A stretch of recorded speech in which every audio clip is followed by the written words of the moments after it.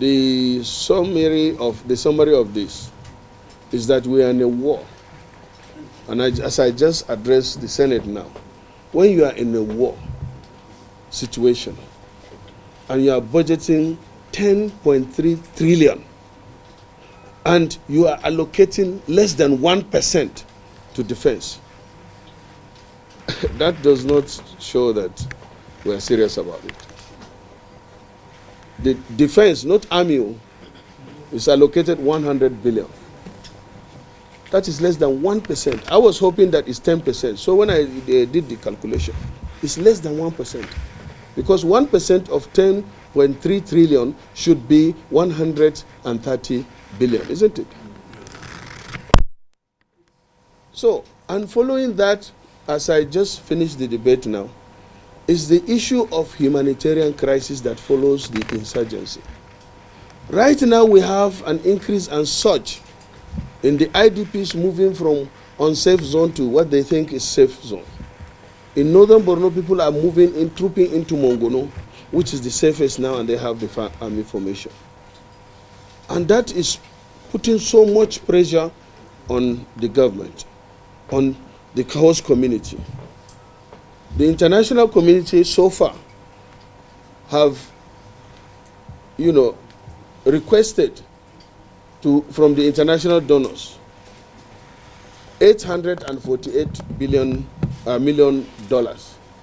So far, the international community have so far donated $547 million US. That translates to over 140 billion naira.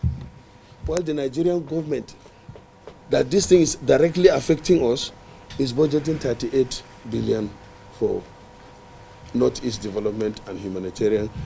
Let's even put it together. The social intervention, that is for the ministry that has recently been created, their budget is 30 billion. So if you look at this, and looking at what our constitution says, the main purpose of government is security and welfare of the citizens. If that is so, in a budget of 10 trillion, more than half of it, or even if half of it should go to secure the country, it's worth it. Because if we are not secured, all these things that you are doing, infrastructure, hospitals, and this thing will not work. Even if like now, if Abuja is not safe, will you come for this press briefing? You will not be able to. If Abuja is not safe, will you go to church? When Boko Haram took over most of the places and they were imminent threat, people stopped going to churches. People stopped going to mosques, and then they pray in their house. Even in their house, they pray with their house locked.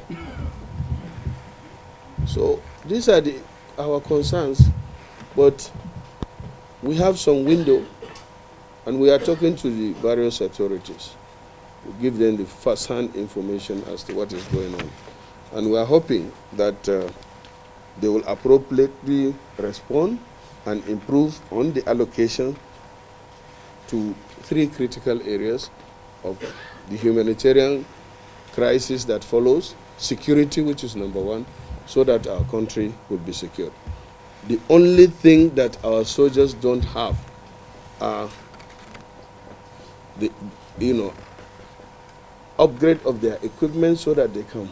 And that's why they are, you read it somewhere when we went to Maiduguri, the theater commander saying, we need helicopters to come along with the ground troops when there is an attack. That way they can eliminate Boko Haram in 3 months. I think he said it, the theater commander. And the Nigerian army should be kitted, well kitted. Common helmet, bulletproof, boots, uniform, new rifles should be provided. And you can't do that with the paltry sum of 10 billion. And this war needs to be won. The war is won, but the Boko Haram needs to be eliminated. Well, Boko Haram has been defeated, but they are operating in 3 black spots. And from those 3 black spots, They incessantly now, launch attack, not only on the civilian population now, but they take on our soldiers.